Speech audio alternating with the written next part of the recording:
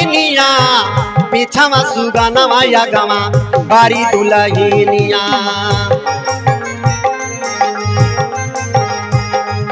तोता कहलोस हे मैना मर्दन के बेवफाई तो तू बता ले गईलू, लेकिन इन आई जाना तारू ये संसार में नारी कम बेवफा नाई बड़ी। नारी कितना बेवफा बड़ी आज हम तो के कहानी सुनावतानी आओ के सुन के अपने दिमाग में गौर करा। नारी वास्तव में बेवफा होली कि नहीं होली। राजा के दरबार में 3 जवान लड़के बने और तीनों के फांसी के ऑर्डर हो गई बा। तीनों के 3 मेहरारू फांसी करावत तारी, जौने में 2 लड़के बूझ नहीं पावत कि हमसे गलती कौन भइल बा, काहे खातिर मेहरारू हमार फांसी करावतिया। लेकिन वहमन एक लड़का सारा कहानी जाना था और राजा साहब से सारा कहानी बताई के कैसे तीनों लोगन के बरी करावता। एक राजा का लड़का, एक साहूकार का लड़का, एक दीवान का लड़का, यह तीनों में बड़ी दोस्ती रहल और कहानी यहीं से शुरू होता। तीनों लड़कन में रहल बहुत मिताई,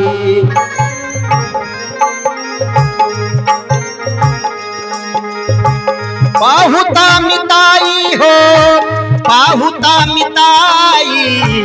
तीनों लड़कन में रहल बहुत मिताई।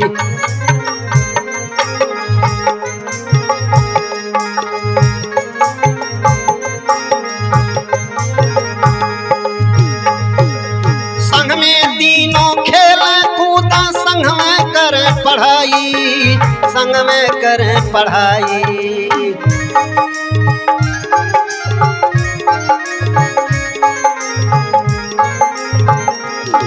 अरे कुंवर के दुल्हन ससुरारी से, हाँ कुंवर के दुल्हन ससुरारी से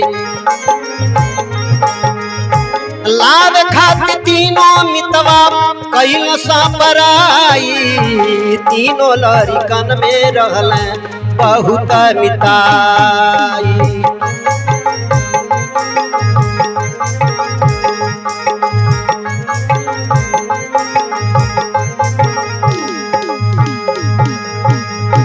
राजा के लड़का, साहूकार का लड़का, दीवान का लड़का, तीनों में बड़ी दोस्ती रहल। साथ में उठना बैठना, खाना पीना, पढ़ना लिखना, कहीं आना जाना सब एकदम साथ में होत रहल। राजकुमार कहना ये मिते चले के बा हमारे ससुरारी मेहरारू आने खातिर। दोनों मीता कहना चला ठीक बा कोनो बात नहीं बा। और तीनों दोस्त तैयारी कई धरे बने ससुरारी में जाए खातिर। तब भइल का महाराज आरे जाई के पहुँचे रामा, आर जाबा हो शिवानिया में,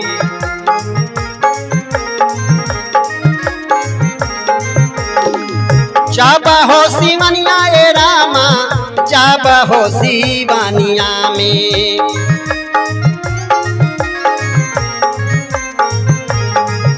किया हो रामा रामा हो, अरे रामा मानावा में करेलन विचार मेरा।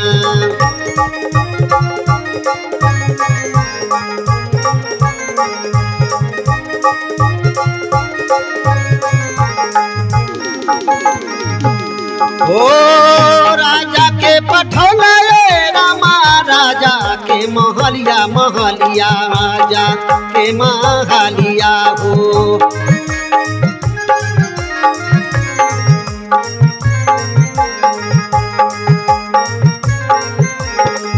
कुंवर के पठवला रामा, राजा के महलिया महलिया, राजा के महलिया हो।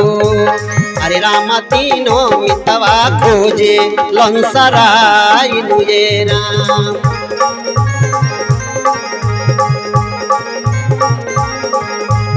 अरे रामा दूनो मितवा खोजे लंसराय लुए राम।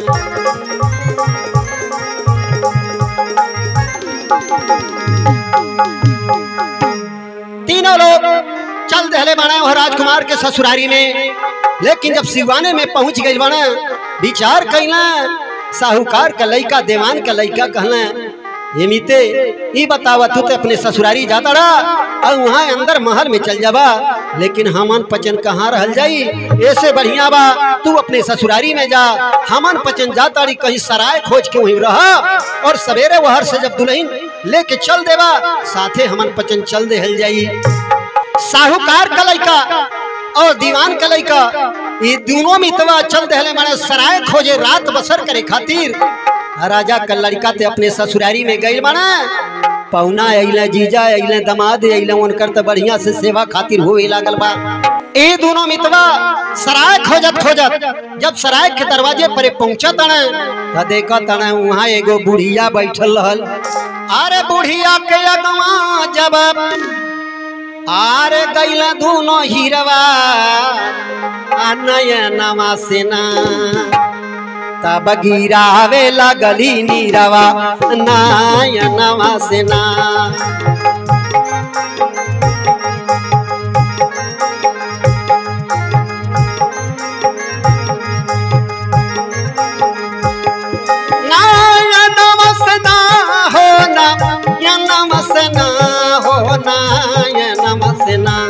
अब गिरावे लगली नीरवा नयनमा सेना।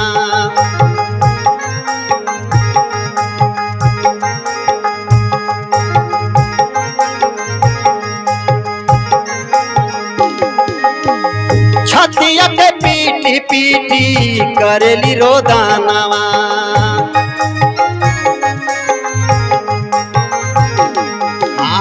करेले रोदानवा बुढ़िया करेले रोदानवा।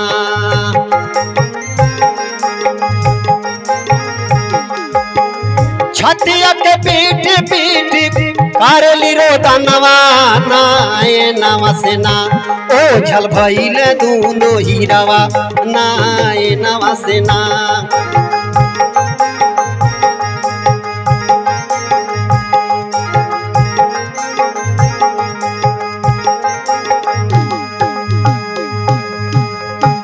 ये दोनों लोग जब वो सराय में घुसत रहे यह लोगन के देख के बुढ़िया लगल छतिया पीट पीट रोवे कारण कई कई, लेकिन यह लोगन के तो सराय तो चिंता रहल वो बुढ़िया के ध्यान नहीं धले बने वो बेचारी रोते रह गई। ही लोग सुरियाइल वो सराय के अंदर चल गई बने। अरे साहू के गईली एगो आरे जुवती देखाई।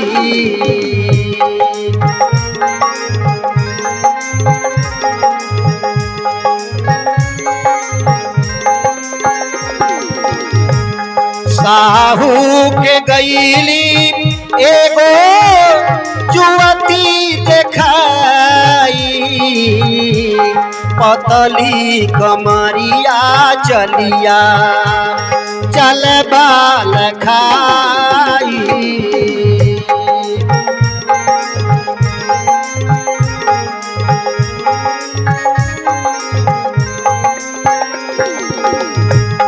पतली कमरिया चलिया चल बाल खाई।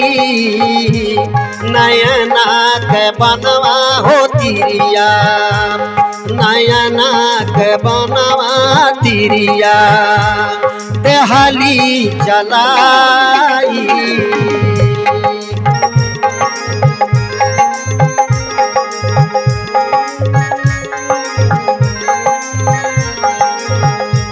नयना के बनवा तिरिया दिहली चलाई।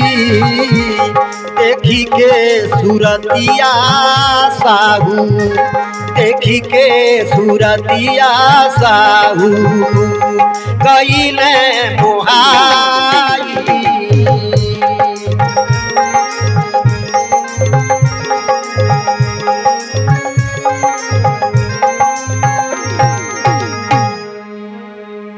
जवान वो सराय के अंदर जब गए बने तो देखो तारे बहुत सुंदरी औरत और वही सराय के अंदर टहरतिया। साहू के देखले बा साहू के आँखी में आँख मिला के जब आँख मार दले बा साहू तक सूरतिया देख के घायल हो गई ने। अपने मितवा से जौन दीवान का लड़का रहल वो से कहल, हे मिता, अरे चाहे जैसे हो या मेहरारू से हमके मिला दे, नाई तमरे दिल के अंदर करार नाई बा। बड़ा होशियार रहना दीवान का लड़का। दीवान का लड़का गई बाने वह मेहरारू के पास, आवो से अपने हिसाब से बातचीत मिलाई के और साहू से मिला देले बने। साहू के साथ में वो औरत हो गई लिया। साहू वही रात बितावत है। लेकिन दीवान का लड़का बड़ा चालाक रहल। सोचत वह अपने मना में कि बाप रे बाप, आखिरकार जब हम घरवा में हले लगनी तो बुढ़िया रोवत काहे रहल, चले के चाहिए कर पता लगावे। ओ दीवान का लड़का वह बुढ़िया लगे गई बा तो कहलस का महाराज, कौन कारण माई कैलू रोदनावा, कैलू रोदनावा हो, कैलू रोदनावा, कौन कारण माई कैलू रोदनावा।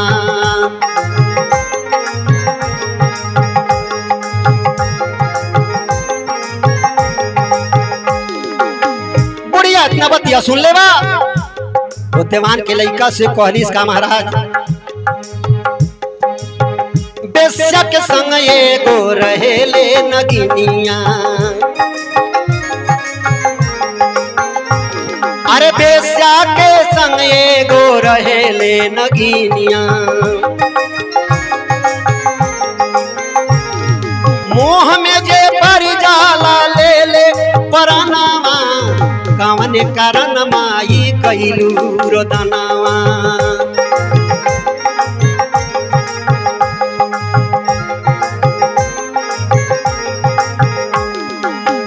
तू चली अइला बड़ा निक कैला, तू चली अइला बड़ा निक कैला, लेला बचाई अपने मीते खजनावा, कौन कारण माई कैलू रोदनावा।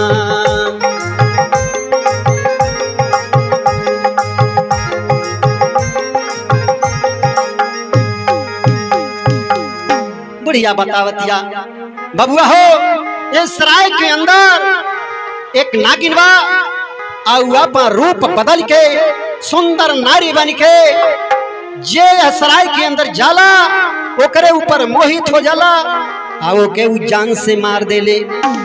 यही खातिर हम रोवतनी तोहन पजन का सूरतिया देख के बहुत हमारे मुंह लागत रहल कि आज तोहन पजन बचबा नहीं, लेकिन तू तो बड़ा बढ़िया कैला, वहां से घूमी अइला, लेकिन तुहार मीता तो कतई नहीं बची है। बबुआ हो, कोनो तरह से अपने मितवा के बचाइला।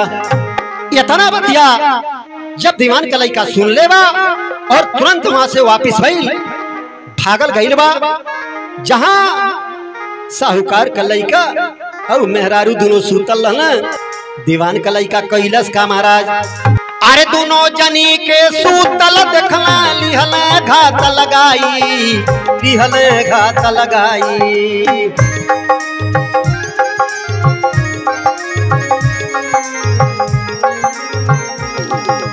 आधी रात में नागिन आइल, लेके तारवरिया लड़का दिहल मुआई, तीनों लड़कन में रहल बहुत बिताई।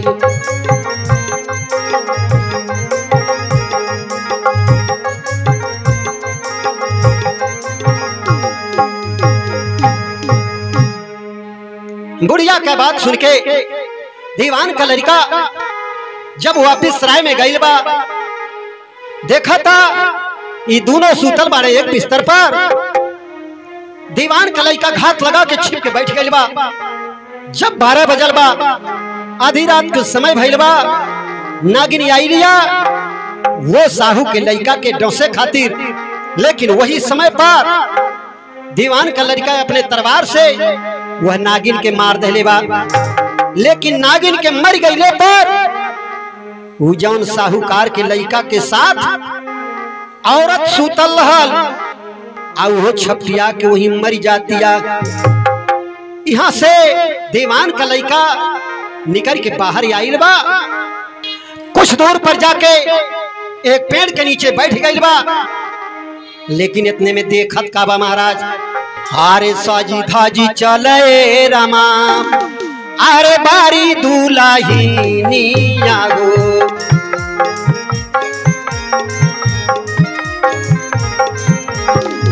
बारी दुलाहिनिया ए रामा, बारी दुलाहिनिया हो।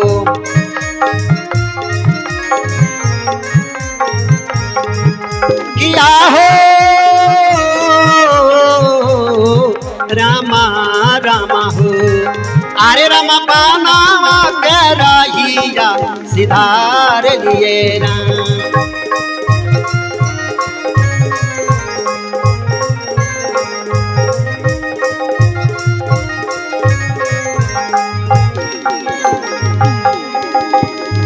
पीछावा से लागी हो गई ना चातू रसुगनवा सुगनवा चातू रसुगनवा हो।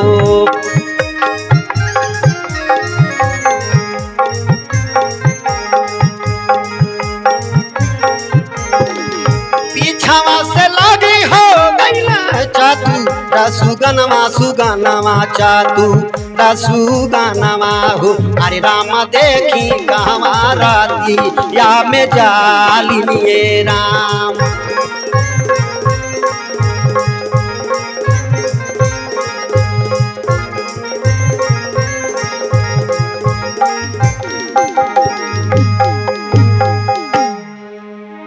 दीवान का लड़का एक पेड़े तरे बैठल बा, देखा था को खूब बढ़िया सुंदर मंदर दुल्हन सज धज के रास्ता धैले चल जातिया। दीवान का लड़का सोचा था आखिर आधी रात के समय में ये नारी जात कहाँ बा, एकर पता लगावे के चाहिए। आगे आगे वो दुल्हन चल दहले बा और पीछे पीछे ये दीवान का लड़का चल दहले बा। पारी दुल्हनिया हो, पारी दुल्हनिया, पीछावा सुगानवा या गवा, पारी दुल्हनिया।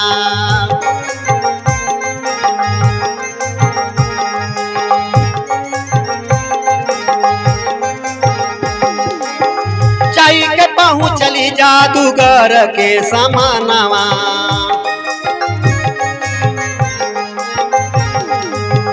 कहे जादूगरवा कहवा बीतली रईनिया, पीछावा सुगानवा या गवा, बारी दुल्हनिया।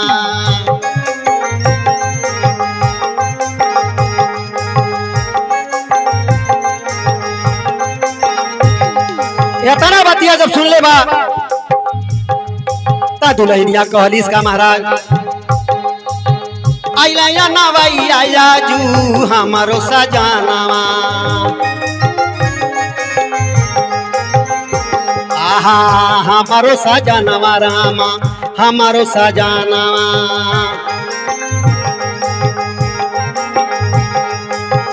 उन्हीं के सेवा में बीतली रईनिया, पीछावा सुगानवा या गवा, बारी दुल्हनिया।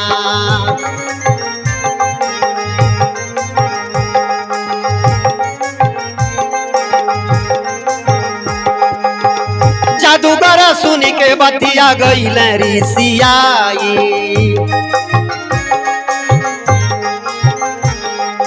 जाला ऋषियाई रामा, जाला ऋषियाई।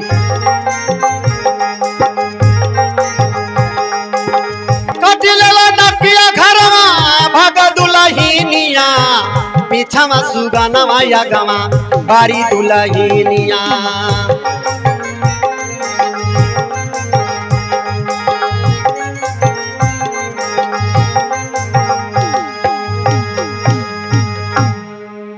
आगे आगे वो दुल्हन जातिया और पीछे पीछे दीवान का लड़का चल देले बा।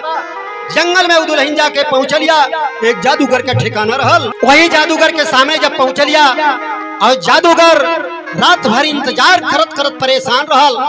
कलो सरे चंडाली नहीं बता इतना रात तक कहाँ रहले। वो दुल्हन बतावे लगल, आज हमारे दुल्हा आयल बाड़े, हमें आने खातिर सवेरे हमार विदाई हो जाई, बयानाते अंतिम मिलन में आपके लगे आयल बाड़ी।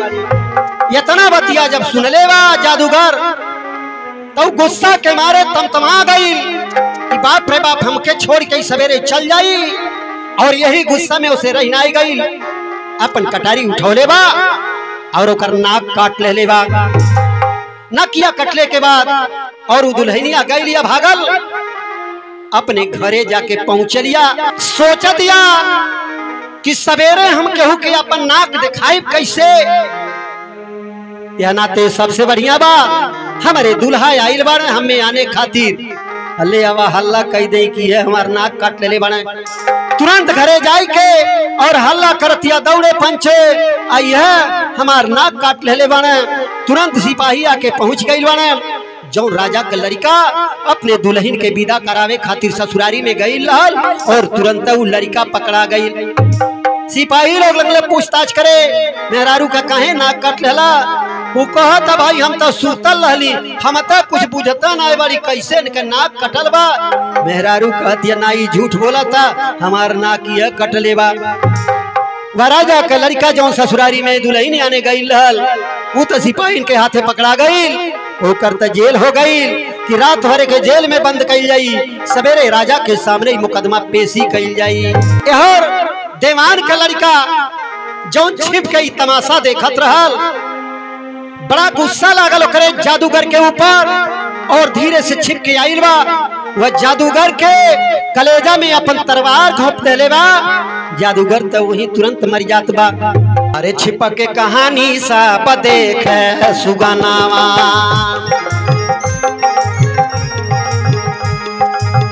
देख सुगनावा हो देख सुगनावा, छिप के कहानी सब देख सुगनावा।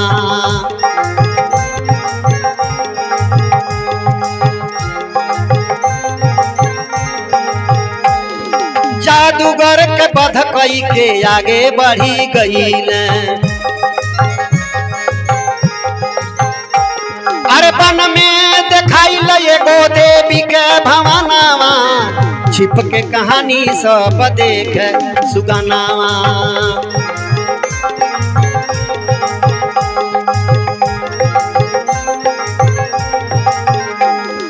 चोर कहे हे माई देबू जो खजनावा, चोर कहे हे माई देबू खजनावा। राजा के बिटिया के देव बलदनावा, छिप के कहानी सब देख सुगनावा।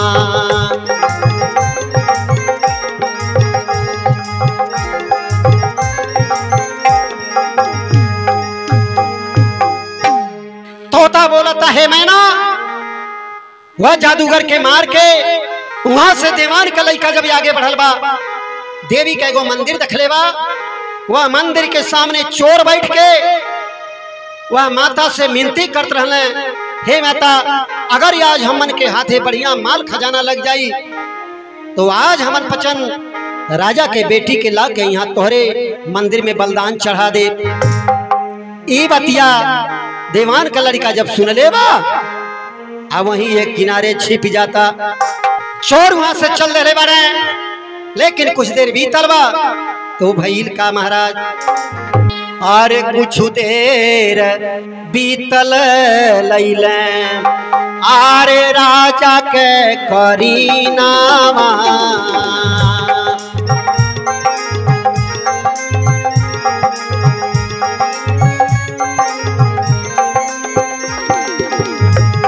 कुछ देर बीतल लैले, राजा के करीनावा।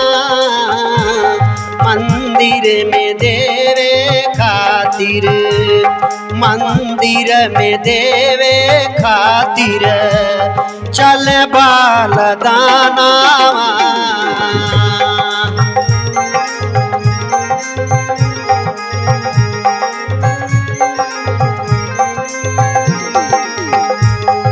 मंदिर में देवे खातिर चल बलिदानवा। पहिले से छिपल रहल जहवा सुगनावा।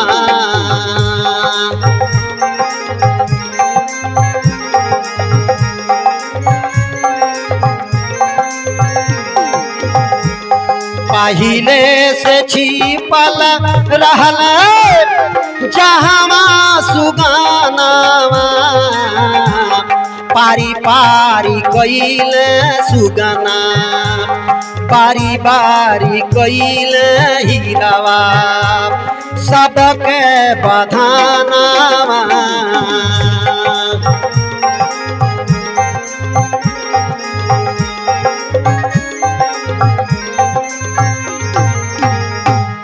देवान का लड़का वो मंदिर में जाके छिपे तौर से बैठल रहल कलश आजे चोरन का तमाशा देखे बा कुछ टाइम बीतल बा चोर गइल बने अब एक राजा के बिटिया के उठा के ले आइल बने बलिदान देवे खातिर और जो ही हम मंदिर में घुसल बने वो देवान का लड़का पहले से सजग बा और तुरंत उन्हें जान से मार देत बा।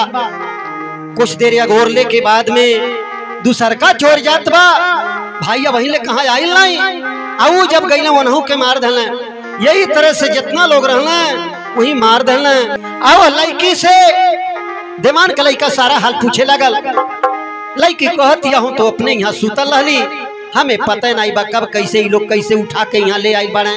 देवान का लड़का कहलस तू चिंता न करा हम यहाँ बाटी तुम्हें कोनो खतरा नहीं बा तुमके हम अपन धर्म के बहन बना के तुमके तोरे घर तक हमने चल के छोड़ देता नहीं। अरे धर्म के बहन बना के लड़का घर दिहल चौपाई घर दिहल पहुँचाई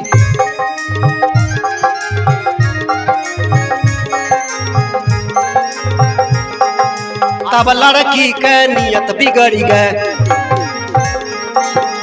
तब लड़की के नियत बिगड़ गए जानवा बचवला जैसे ले बाया पनाई तीनों लड़कन में रहल बहुत मिताई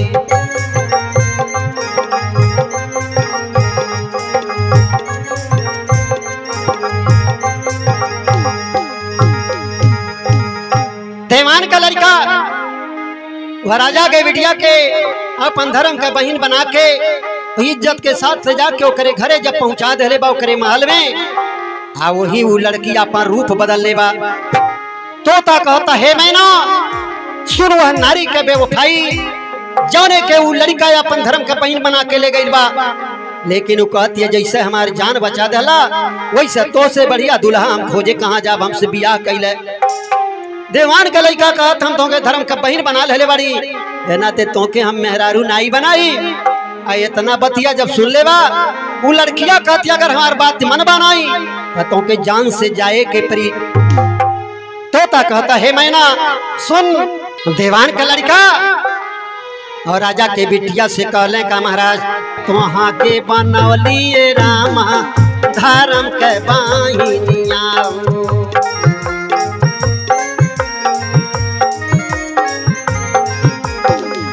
धर्म के बहिनिया ये रामा धर्म के बहिनिया हो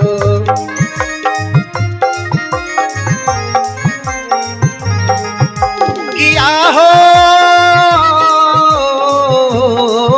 रामा रामा हो अरे रामा तोहारा के नारी ना बनाई बैरा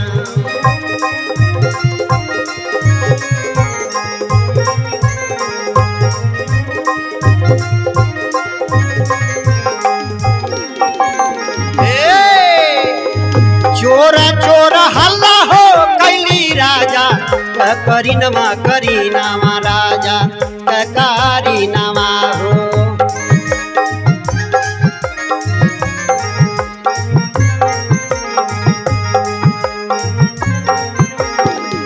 चोरा चोरा हल्ला हो कैली राजा करी नवा हो राजा ककारी नवा हरे राम लारी का के देह धरा राम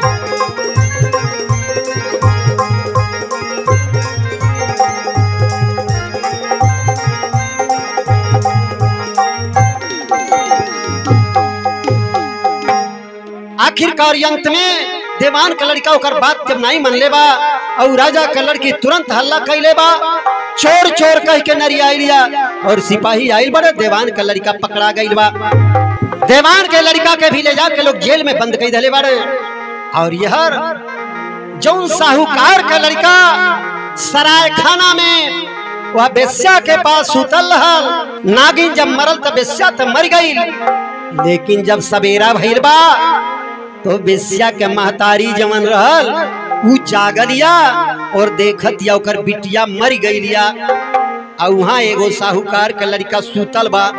उ बेस्या के महतारी कैलिस का महाराज, अरे भोरवा भइल जब जागली, अरे बेस्या के माई,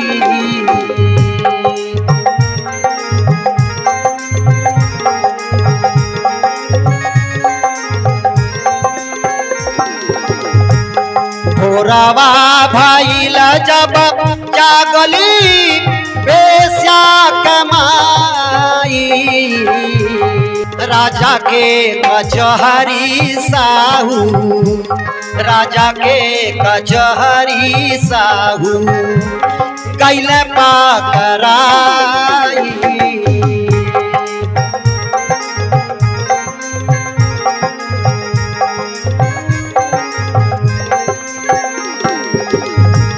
राजा के कचहरी साहू कैला पकड़ाई, नकिया कटवाले रहली उहो गइलियाई।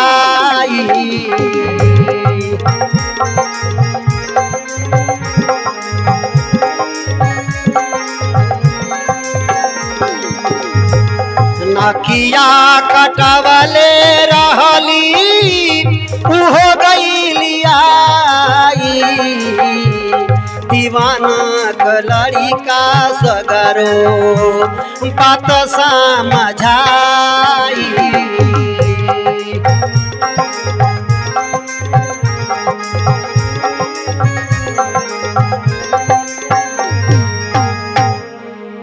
सवेरा भइल जब बेस्या के महतारी जागरिया देख रही हमारी बिटिया मर गइलिया, साहूकार के पकड़ के राजा के दरबार में पेश कैले बा।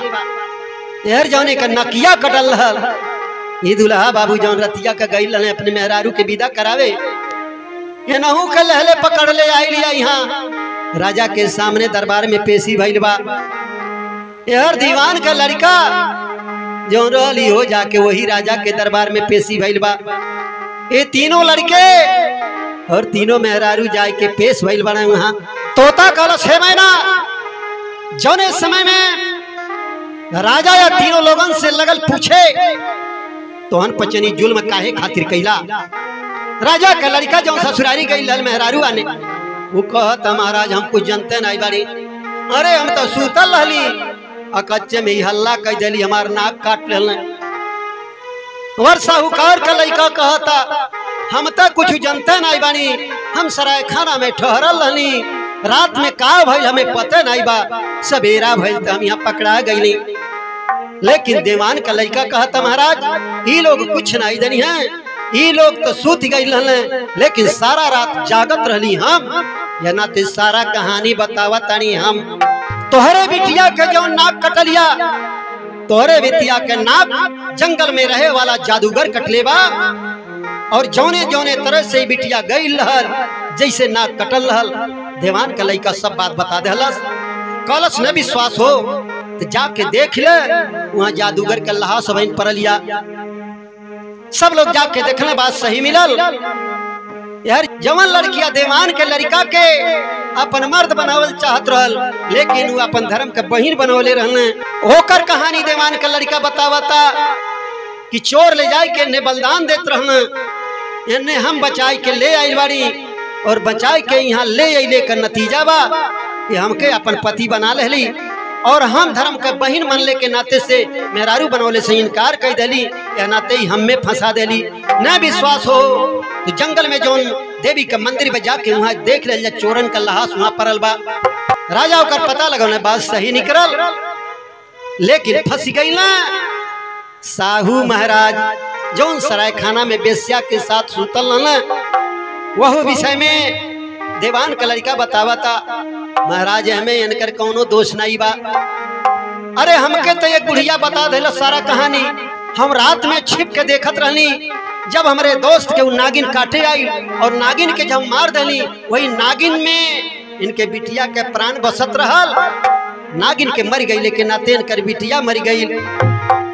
दीवान के लड़का के बात सुन के और राजा साहेब तीनों के छुट्टी दे दिले बना और तीनों मेहरारून के फांसी के सजा सुना दिले बना। तोता कहल से मैना इ नारिन का प्रभुताई है कि नारी कितना बेवफा होली, लेकिन तोता कहलस कैसे महाराज?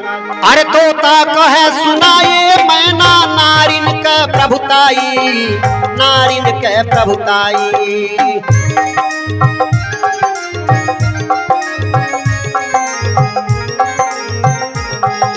सिपन दास कहे तब मैना,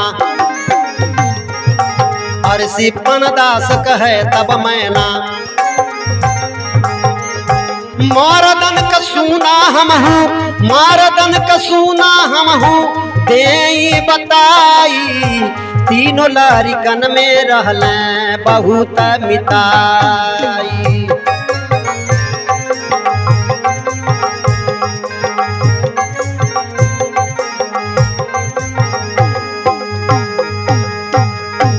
तोता के द्वारा जब मैना कई बात मालूम हो गई बा कि नारी इतना बेवफाई कैले बारी, मैना कर से तोता बड़े मन फरहरे नारी इनका बेवफाई बता दला। लेकिन मर्दन के नाई जनतड़ा कितना धोखेबाज मर्द होले। तो आगे सुना हम बतावतानी कि मर्द कितना बड़ा धोखेबाज होले। लेकिन ये करे आगे के कथा आप लोग अगले भाग में पइबे।